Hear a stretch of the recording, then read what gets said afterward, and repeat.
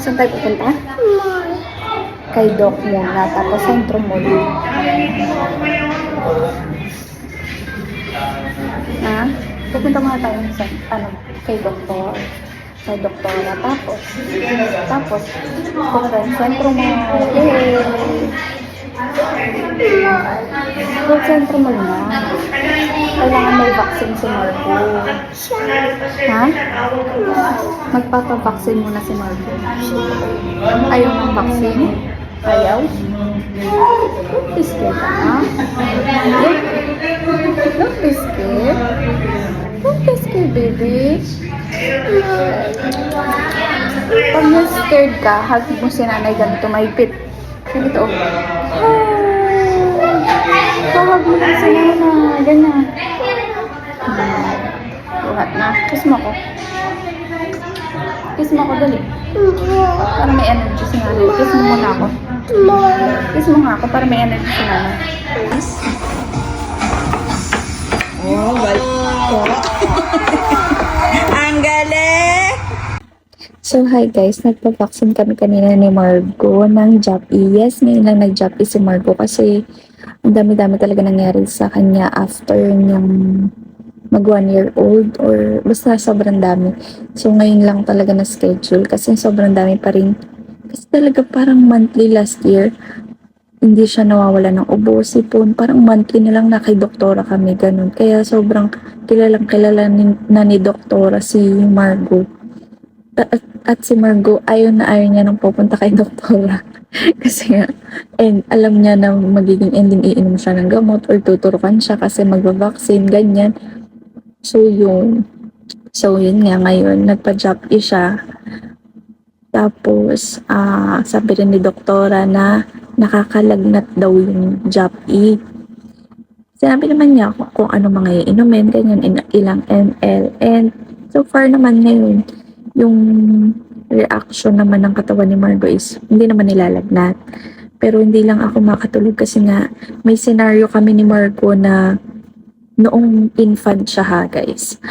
Nagpa-vaccine kami. Hindi ko naman alam na lalagnatin siya or whatsoever, ganyan.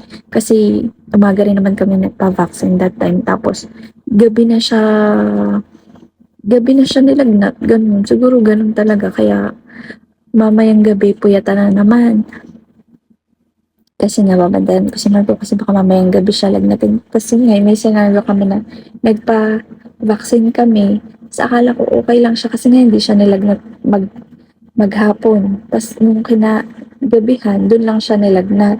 Tapos ang sarap pa ng tulog ko nun kasi nga akala ko okay lang siya. Tapos pati siya masarap din ng tulog na tulog siya. Tapos pag naalimpungatan na lang ako ng madaling araw, paghipo ko sa kanya, sobrang init niya talaga. As in, nagpanic ako. 39 point something na yung temperature niya. Sabi ko, shucks. Tapos naka-aircon pa kami that time. Grabe, sobrang panic ko talaga. Tapos infant lang siya. Tapos hindi pa siya naiyak kasi madalas, di ba, pag gano'n nagtotoyo, kasi nga parang ang sama ng pakiramdam, ganyan. Ang init ng pakiramdam, gano'n. Siya wala. Buti na lang talaga, thank God talaga. Ay naalimpungatan ako, nagising ako, tapos nahipo ko siya.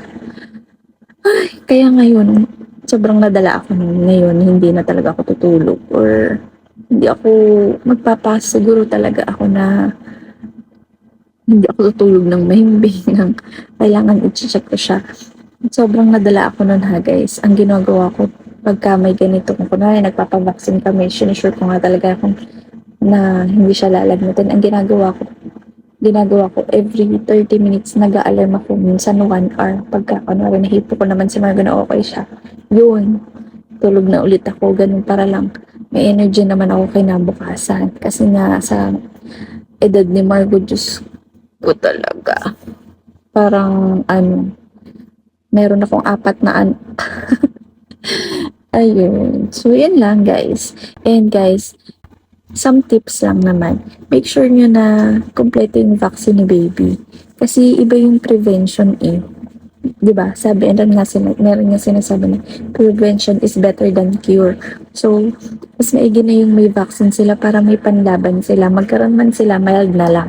Katulad ng pertussis, 'di ba sobrang nauso yung pertussis noon, talaga may mga namamatay na baby and sobrang nakakaawa at nakakasakit ng puso kahit hindi mo anak, 'di ba?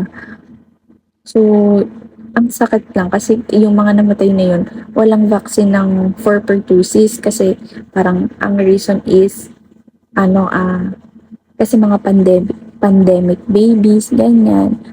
Yun, kaya ako sa inyo guys, check nyo yung mga vaccine ni baby kung kumpleto ba sila.